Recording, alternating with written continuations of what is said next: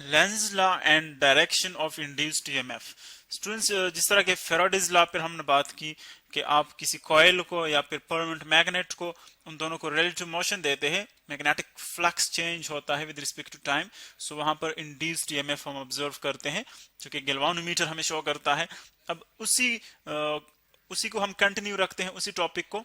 और next step जो कि बहुत इंपॉर्टेंट है कि जो इंड्यूस्ड ईएमएफ प्रोड्यूस होता है वहां पर, जो हम ऑब्जर्व करते हैं, एक्चुअली जो करंट है उसकी डायरेक्शन क्या होगी, इंड्यूस्ड करंट की डायरेक्शन क्या होगी। ये पहले हम डिफाइन कर चुके हैं कि जो ईएमएफ है एक्चुअली वो बैटरी में अगर हम डिफाइन कर ले, जिस तरह के हमने देखा कि आप किसी पॉजिटिव चार्ज को सपोज नेगेटिव लोअर पोटेंशियल से हायर तक ले जाते हैं, सो जितना आप उस पर वर्क डन करते हैं उसको हम कहते हैं ईएमएफ। और चूंकि हमने देखा कि इलेक्ट्रोमैग्नेटिक इंडक्शन में भी हम इंड्यूस ईएमएफ जो है वहां पर देख सकते हैं, तो अब उसी का जो करंट होता है, इंड्यूस्ड करंट, उसका डायरेक्शन हम किस तरह कैलकुलेट करते हैं, किस तरह फाइंड करते हैं, उसके लिए हम यूज करते हैं एक लॉ जिसको हम कहते हैं लेंज़ लॉ। बहुत ही सिंपल हमारे पास इंट्रोडक्शन है इसका।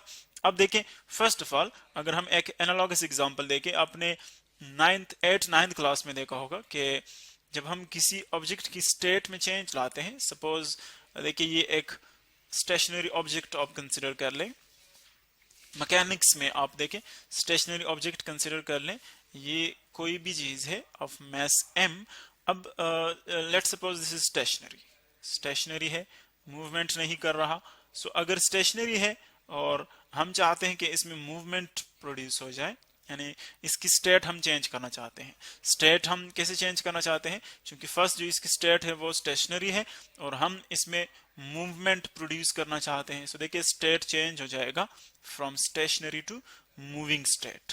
सो अब जब आप इसकी स्टेट चेंज करते हैं, सो अंडरस्टूड बात है कि आप इस पर फोर्स अप्लाई करेंगे, कोई किसी भी डायरेक्शन में फोर्स अप्लाई कर ले, आप किसी स्पेसिफिक डायरेक्शन में इसको मूव करना चाहते हैं।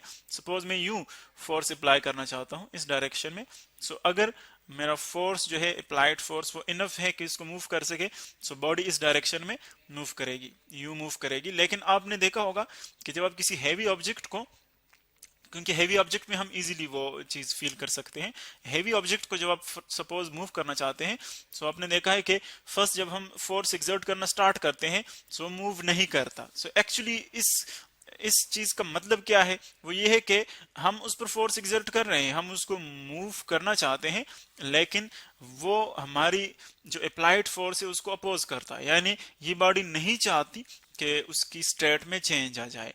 तो देखिए इसी तरह अगर ये मूविंग ऑब्जेक्ट है और आप इसको रोक रहे हैं, तो फिर भी आपने फील किया होगा कि एक्चुअली वो अपने मोशन को कंटिन्यू रखता है। सो हम हार्डली उसको जो है स्टॉप कर सकते हैं अगर आपके पास एक हेवी ऑब्जेक्ट है।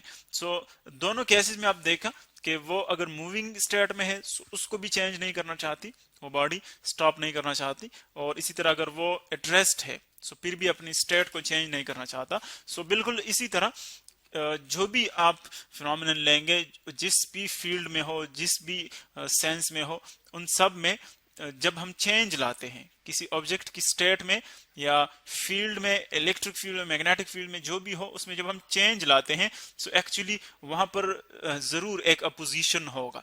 तो बिल्कुल इसी तरह अगर हम इसी एग्जांपल को यूज कर लें और फेराडेज लॉ को देखें, फेराडे लॉ में हमने देखा कि ये सपोज एक परमानेंट मैग्नेट कंसीडर कर लें आप, परमानेंट मैग्नेट, ये इसके दो नॉर्थ और साउथ पोल्स आ गए। अब नॉर्थ पोल हमने देखा कि यहाँ से जो मैग्नेटिक फील्ड लाइन से, अब हम सिंपली इसको लाइंस ड्रा कर रहे हैं।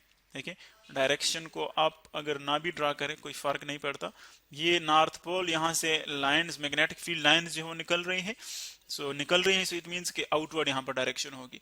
और हम इसके सामने जो है कोई कॉइल रखते हैं, यूं हम कोई भी कॉइल रखते हैं यहाँ पर, ये आप कंसिडर कर लें।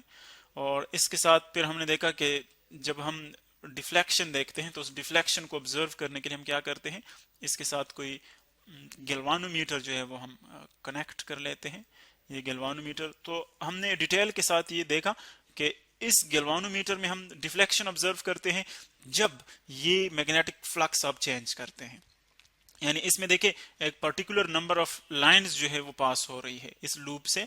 जब आप इस मैग्नेट को मूव करते हैं, सपोज इसको लेफ्ट की तरफ मूव कर लें, सो इससे कम लाइंस पास होंगी, जैसे जैसे आप इससे दूर जाएंगे कम लाइंस पास होंगी, या इसके करीब आप आ रहे हैं तो फिर ज्यादा लाइंस पास होंगी। सो दोनों केसेस में आप देख रहे हैं कि जब हम इससे लेफ्ट की तरफ जा रहे हैं या राइट की तरफ, तो इसमें मैग्नेटिक फ्लक्स चेंज होता है, और उस मैग्नेटिक फ्लक्स की चेंज की वजह से यहाँ पर ईएमएफ इंड्यूस हो जाता है इस कॉइल में, और वो हमें यहाँ पर इस गैल्वानोमीटर में डिफ्लेक्शन की वजह से हम उसको ऑब्जर्व कर सकते हैं, या इसकी जो पॉइंटर है वो डिफ्लेक्शन शो कर रहा होता है।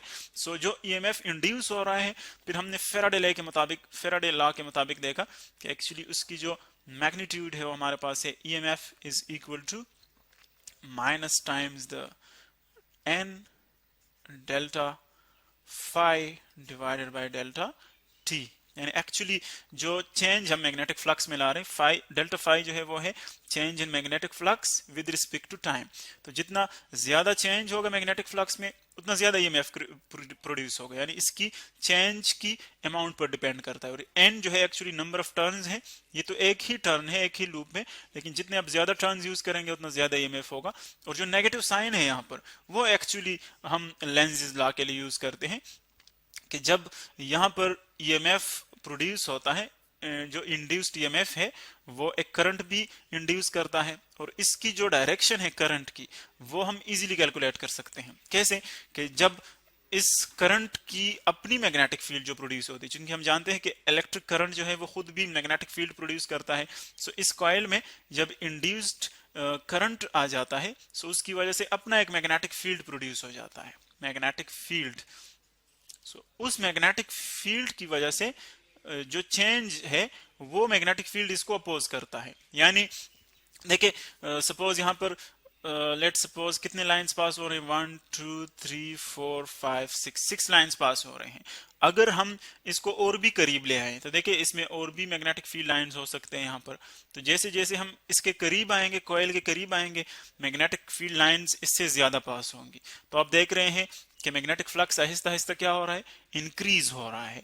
तो ये कॉइल जो है इसका अपना मैग्नेटिक फील्ड क्या करेगा, वो इस इंक्रीज को अपोज करेगा। क्योंकि हमने देखा कि जब भी आप किसी चीज की स्टेट में चेंज लाना चाहते हैं, उसकी जो कॉन्फ़िगरेशन है उसमें चेंज लाना चाहते हैं, सो वो खुद उस कॉन्फ़िगरेशन को, उस चेंज को क्या करता है, अपोज करता है। सो अगर आप इसकी फ्लक्स इंक्रीज कर रहे हैं, अगर आप इसकी फ्लक्स इंक्रीज कर रहे हैं, सो उसका अपना जो मैग्नेटिक फील्ड है वो ऐसे डायरेक्शन में आ जाता है कि आपके इस चेंज को वो अपोज करता है, यानी इस चेंज को वो क्या करेगा, डिक्रीज करेगा। सपोज आपका मैग्नेटिक फील्ड इस डायरेक्शन में है राइट की तरफ, सो ये खुद जो मैग्नेटिक फील्ड प्रोड्यूस करेगा वो फिर क्या होगा, लेफ्ट की तरफ होगा, ताकि जो चेंज आ रहा है, ताकि जो इंक्रीज आ रहा है उसको कम कर सके, यानी उसको मेंटेन रख सके। एक्चुअली वो इस फ्लक्स को कांस्टेंट रखना चाहता है। इसी तरह अगर आप फॉर एग्जांपल इस मैग्नेट को लेफ्ट की तरफ मूव करना चाहे, तो फिर क्या होगा, फिर इसमें मैग्नेटिक फ्लक्स जो है वो डिक्रीज होगा। और जब मैग्नेटिक फ्लक्स डिक्रीज होगा, तो फिर यहां पर मैग्नेटिक फील्ड क्या करेगा, ये जो अपना इंटरनल मैग्नेटिक फील्ड है, फिर वो ऐसे डायरेक्शन में इंड्यूस होगा कि वो इस डिक्रीज को मेंटेन रखेगा, यानी जो डिक्रीज इसमें आ रहा है उसको मेंटेन रखेगा। तो इसीलिए फिर मैग्नेटिक फील्ड जो है वो फिर इसी डायरेक्शन में प्रोड्यूस होगा, ताकि जो डिक्रीज इसमें आ रहा है वो इसको कंप्लीट कर सके, उसको पूरा कर सके। तो एक्चुअली हमने देखा कि अगर आप डिक्रीज कर रहे हैं, इंक्रीज कर रहे हैं, सो मैग्नेटिक फील्ड अपोजिट होगा, अपोजिट इन डायरेक्शन होगा, ताकि जो इंक्रीज आ रहा है उसको वो रिड्यूस कर सके। और अगर आप फ्लक्स को डिक्रीज कर रहे हैं, यानी नंबर ऑफ फील्ड लाइंस जो है उसको आप डिक्रीज कर रहे हैं, तो फिर क्या होगा, फिर वो इन द सेम डायरेक्शन होगा, सेम डायरेक्शन में होगा, ताकि जो डिक्रीज आ रहा है वो उसको पूरा कर सके। तो ये एक्चुअली जो है वो है डिस्क्रिप्शन ऑफ लेंज़ लॉ। और इसकी आप देख रहे हैं कि अगर हमारे पास मैग्नेटिक फील्ड जो है इस डायरेक्शन में प्रोड्यूस हो रहा है लेफ्ट की तरफ, सो आप राइट हैंड रूल से इजीली कैलकुलेट कर सकते हैं कि हमारे पास जो इलेक्ट्रिक करंट की डायरेक्शन है वो यूं होगी, यहाँ पर काउंटर क्लॉकवाइज होगी, राइट हैंड यूज कर लें। और इसी तरह अगर इस डायरेक्शन में मैग्नेटिक फील्ड प्रोड्यूस हो रहा है, तो फिर मैग्नेटिक जो इलेक्ट्रिक करंट है उसकी डायरेक्शन क्या होगी, वो यूं होगी, क्लॉकवाइज डायरेक्शन उसकी होगी। आप इजीली यहाँ पर देख सकते हैं। ये था हमारे पास लेंज़ लॉ। एक्चुअली ये क्या है, ये हमारे पास है law of conservation of energy, law of conservation of energy, जो कि आप इजीली यहां से देख सकते हैं कि ये किसी भी चेंज को, यानी जो इलेक्ट्रिकल एनर्जी में चेंज आता है एक्चुअली वो उसको क्या करना चाहता है, जो इलेक्ट्रिकल एनर्जी हम प्रोड्यूस कर रहे हैं, law of conservation of energy है, तो वो उसको मेंटेन रखना चाहता है, कांस्टेंट रखना चाहते हैं उस चेंज को। तो ये हमारे पास है एक्चुअली लेंज़ेस लॉ, जिससे हम इजीली जो इंड्यूस्ड ईएमएफ है उसका डायरेक्शन फाइंड आउट कर सकते हैं।